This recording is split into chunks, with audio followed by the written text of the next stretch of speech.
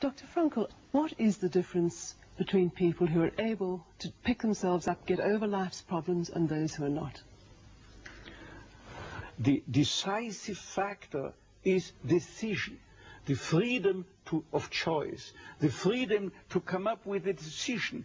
It should be, I would like to become this way or another, in spite of conditions that should only seem to fully determine my behavior. I wish to act freely as a responsible being, which is a human being. I wish to act in accord with heredity and environment, owing what I become to them, but also, if need be, in spite of the worst conditions. This is exactly what you could watch and witness under severe, extreme conditions of stress or of tragic conditions. Just think of people living for several years under the worst conditions of a prisoner of war camp. There's a whole body of psychiatric literature about that, or for that matter, in concentration camps. And this is what should be acknowledged. People are free, and if you watch or study the lives of such people in just a detached, down-to-earth, empirical, strictly empirical, scientific way and fashion, in another way than you presented it and you commented it, in another way, then people get the picture, the impression of a human being as something, not someone, something that is fully determined, whereas they don't recognize and acknowledge the freedom and the responsibility for themselves, the responsibility for making something or someone out of himself. So your basic philosophy is that life has meaning under all conditions, but how easy is it when there's a sense of hopelessness, a sense of despair, to recognize this meaning? Let me confront you with a somewhat strange definition of despair. As I'm used to proclaiming is that despair can be explained in terms of a mathematical equation. D, capital D, equals S minus M. What does it mean? Despair is suffering without meaning. As long as an individual cannot see any meaning in his or her despair, he or she will certainly be prone to, in its suffering, I wanted to say, no meaning in the suffering, he or she will certainly be prone to despair and, under certain conditions, to suicide. But at the moment they can see a meaning in their suffering, they can mold it into an achievement, they can mold their predicament into an accomplishment on the human level. They can turn their tragedies into a personal triumph. But they must know for what. What should I do with it? But if people, like so many segments of present-day society and population, cannot find any meaning whatsoever in their lives, cannot see anything meaningful, they more often than not have something to live by. I'll say at least enough to live by. They cannot see anything to live for. What is the answer to the question, why me? Why did this happen to me? The answer to such a question is nothing that a psychiatrist or any other type of a scientist can come up. But I would not share the opinion of, say, Jean-Paul Sartre, who said we have to accept and to shoulder courageously, heroically, the absolute meaninglessness of our lives. But what I think is rather that what we have to accept is the incapacity of our humanness, the incapacity to recognize the ultimate meaning in intellectual or merely rational terms. This is the only thing we have to accept. But still, we may believe in an ultimate meaning, but to lead someone, say a patient, to even the way for him to such a belief, to faith, is of course not the business or job to be carried out by a psychiatrist, but rather by a theologian. Tell me, to what extent do you feel we have choices in the things that befall us? Our freedom is a finite freedom, a limited freedom. That is to say, a human being is never fully free from conditions, be they of biological or psychological or sociological kind. But the ultimate freedom is always and remains always reserved to ourselves. That is the freedom to take a stand to whatever conditions might confront us. How we react to the unchangeable conditions is up to ourselves. In other words, if we cannot change a situation, we have always the last freedom to change our attitude to that situation. Dr. Frankl, give me an example of meaning that can be taken out of a situation of despair. I once received a letter from a young Texan student who told me his own story. At the age of 17 years, he had an accident when indulging to his diving sport. And from that time on, he was paralyzed from the neck down. And he wrote to me, "I broke my neck, but it did not break me. I am at present helpless, and this handicap will remain with myself apparently forever. But I have not given up my studies. I want, because of my own helplessness, to help other people. I want to become a psychologist, to help others. And I'm sure," he wrote to me, "that my suffering will add an essential contribution to my ability to understand others and to help other people."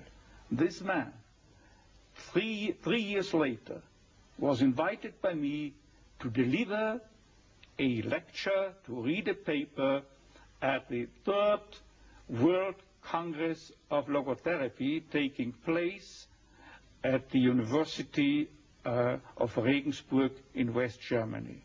He was brought in and with his wheelchair by a plane from Texas to West Germany and delivered a lecture under the title, "The Defiant Power of the Human Spirit." And the last sentence read, "I know that this is true because that man was me." For a quarter of a century, I had the honor to be the director of a neurological department at a general hospital. And believe me, throughout that time, I had ample opportunities to watch and witness how most even young people could master their fate. Young girls, for instance, that had danced a weekend before in a disco, then were paralyzed due to a brain tumor or a tumor of the spinal cord, a neoplasm of the spinal cord. Or how young men who the last weekend still were skiing in the Austrian Alps or driving their Yamaha motorcycle, could no longer move a leg. And I've seen people who were amputated. All 4 extremities had to be taken away due a certain case, what I have in mind, due a high voltage electric accident. And I know that one told his former nurse from the hospital, he wrote to her a letter, before this terrible accident, I was bored, always bored and always drunk. And since my accident, I know what it means to be happy. Imagine, with no extremities. I know what it means to be happy. His life had become full of happiness again, simply because as long as you are pursuing happiness, as the phrase reads, as long as you are aiming at happiness, you cannot obtain it. The more you make it a target, the more you miss the aim and you miss the target. This is most conspicuous in cases of sexual neurosis, where exactly those people, male patients, who are striving to demonstrate their potency, they fall prey to impotence. The more a female patient tries to show to herself at least how much she is capable of experiencing a full female orgasm, the more she is doomed to frigidity. But at the moment, you do not think of pleasure or happiness, but just you give yourself, be it in sexual activities, be it in work, be it in love, at that moment that you are no longer concerned with becoming a happy or a successful man or a woman. At that moment, happiness installs itself by itself. But Dr. Frankl, tell me, how could the people in the death camp at Auschwitz, and you were there yourself, what meaning could they take out of an absolutely hopeless situation? They knew they were going to die. What I can say about the lesson I took home from Auschwitz and Dachau and so forth, let me prefer to speak in a more personally detached way by referring to the absolutely parallel experiences and experience that people had in prisoner war camps. The literature, psychiatric literature in the field of psychiatry of POW camps shows, independently from each other, that psychiatrists found out that those inmates or prisoners were most likely to survive the camp period.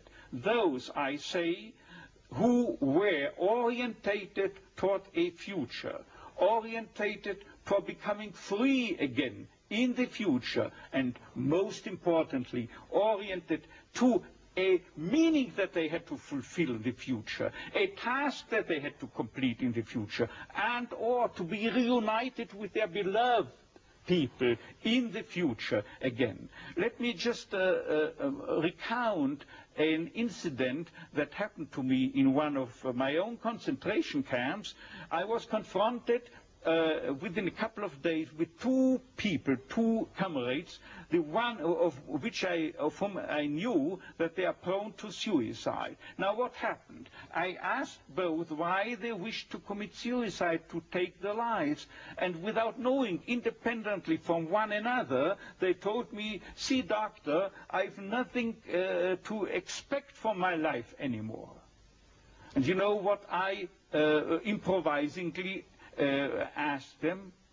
Now listen, isn't it conceivable that instead life expects something from you? And then it turned out that one of them was expected by his own daughter, whom he loved above all.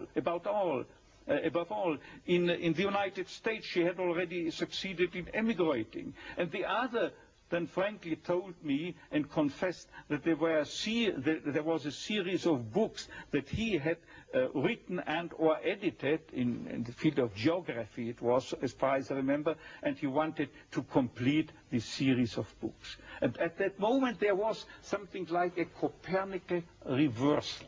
Suddenly the scenery had turned 180 degrees around. Suddenly they saw they have to do something for the world. and not waiting until the judgment is issued, death or survival. But these very people have the highest chances to survive under equal circumstances, of course. What I mean is that millions had to die in the concentration camps, particularly in Auschwitz, as you might know, and millions and hundred thousands of them were certainly oriented toward a meaning, if for no other meaning, in religious terms. And they had to die, as they would have said, Le Kiddush Hashem, for the glorification of God, out of their own beliefs in the gas chambers. So even at the moment of death, they were able to take meaning out of that moment of death. Exactly. You see, there is what I'm used to calling, when speaking to my students, as the tragic triad of human existence, consisting of pain, death, and guilt. Nobody is spared suffering from diseases, pain. No one of us human beings can escape death, finally. And there is no one who could keep himself free from guilt. It is not possible. But always, as I put it before, always suffering, tragedy can be turned into a triumph, into a human achievement. And as to death, it could well serve as an incentive to responsible action, because unless we were mortal, imagine if we were immortal, then we could postpone everything. There were no hurry. There were no need to do something right now. But there is a wonderful word of an author who has not written but said it about 2,000 years ago. You find it in the Bible. It is Hillel, Hillel, who once said, if I'm not doing it, who will do it? If I'm not doing it right now, when shall I do it? But if I'm doing it only for my own sake, what am I? This means no really human being. Because a human being is not someone, as psychotherapeutic systems depict the human being. He is not someone that is concerned primarily and originally with complexes, conditions, conflicts, and problems going on within his psychological system, intrapsychically, as it were. But normally, fundamentally, originally, primarily, basically, any human being is concerned with something out there in the world, is concerned with someone out there in the world, a work to do, a job to complete, a task, a meaning, a mission in life waiting for him exclusively, to be materialized, to be actualized by him and by no other person. Right now, who else if not he? And finally, this he doesn't do for himself, for his tranquility, for his discharge of tensions, for his inner equilibrium, for getting rid of the stimuli or of the superego which is dissatisfied, or obeying the father image. But he's doing it for the sake of a cause to serve, or another person to love, and never for himself only. Thus, this is what man can do. And imagine if he were not mortal, then he could postpone everything. There would not be the 1/3, the 2/3 of Hillel's dictum. There would not be sense in the formulation when, if not now, because he's immortal. To get back to suffering and despair, sometimes it seems that some people seem to have a much heavier load than others. Do these people not feel after a while, can I still continue to take meaning? You wouldn't believe it. It comes to mind that there is a specific statistical, empirical, strictly empirical study that was published a couple of years ago by two famous psychologists. And it turned out, by way of not only of statistics, but by test batteries, that people prone to death, who knew that they were dying soon, had a higher sense of meaning than normal populations. And if I tell you the story that the dean of the School of Nursing at the University of Texas, in the Texas Medical Center in Houston, a famous center, she wrote me of a case of a young girl, very young girl, 17 years of age or so, who was paralyzed totally, also up to her neck, and could only, by use of a mouth stick, type letters. And Dean Stark, that nurse, told me within 3 lines, I remember this letter, she told me that that girl is reading newspapers day by day, watching television, and as soon as she comes across an individual in a tragic life situation, she types with the mouth stick on the typewriter letters offering them consolation and comfort. And she has some credibility, believe me. And she, the Dean Stark, says she's full of confidence. She has a strong sense of abundant meaning in her life, while others who cannot see meaning under the best conceivable of conditions take their lives because they are frustrated.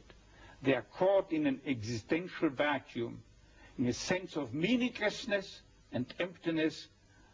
I have described it in a book of mine as soon as in 55. Since that time, it has ever more been increasing worldwide.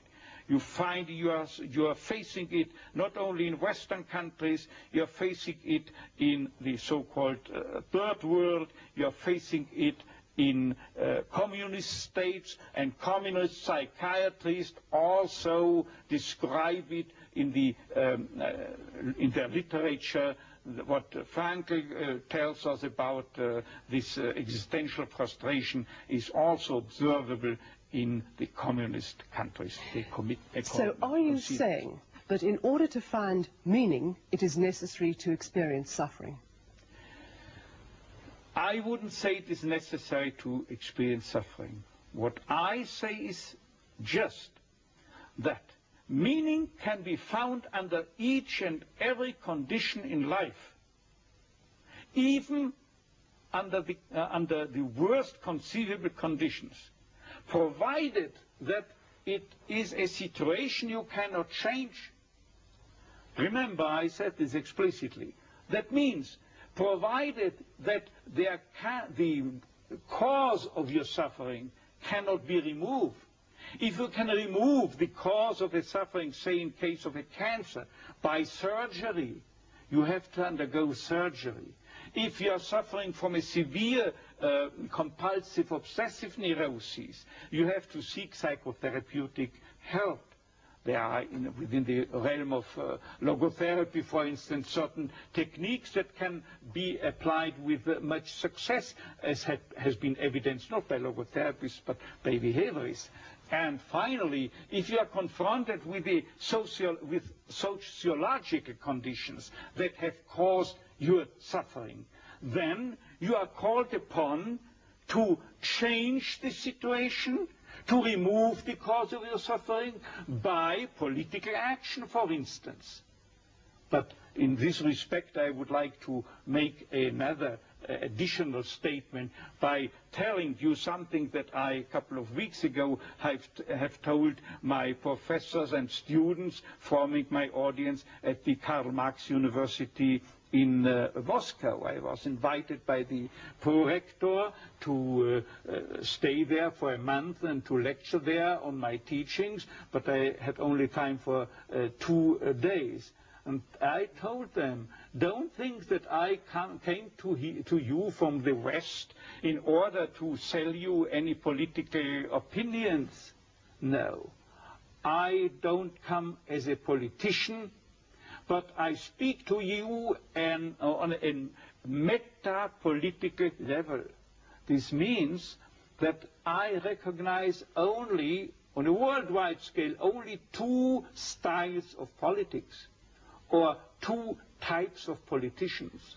The one is he, the politician, who thinks that the end justifies the means, any means, while the second type remains fully aware that there are means that would desecrate even the most noble end. And they were applauding that and understanding. And so I don't come into any country with a preconceived political conviction. I'm not entitled to judge it, but I have the responsibility to accept any call wherever in the world to deliver a message, if any should be present, and to act as an MD, as a doctor of medicine, and as such I had to take the Hippocratic oath that compels me to try to offer a cure to each and every individual or also population, if they invite me to do so. Dr. Frankl, I'm going to ask you now, as you know, this country is going through a very difficult time. We have an economic recession, people have become insolvent or without jobs, the political future is far from settled. Do you have a message for us, a message that could give us hope and meaning? You see, the only message I can deliver is a principle that I have adopted. I